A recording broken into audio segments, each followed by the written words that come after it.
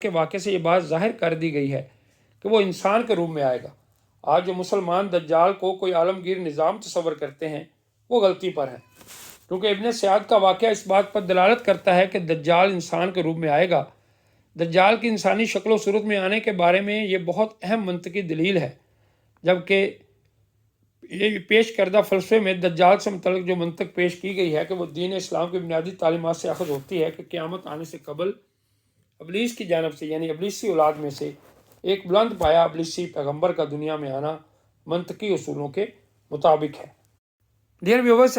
یہاں تک آج بات ختم کرتے ہیں، اور انشاءاللہ تعالیٰ اپنی اگلی ویڈیو میں ہم آگے بڑھیں گے اور دیکھیں گے کہ کس طرح سے دجال خارج ہوگا اور کس طرح سے اس کا خاتمہ ہوگا۔ اگر میرے چینل کو آپ نے ابھی تک سبسکرائب نہیں کیا تو پلیز سبسکرائب کر لیں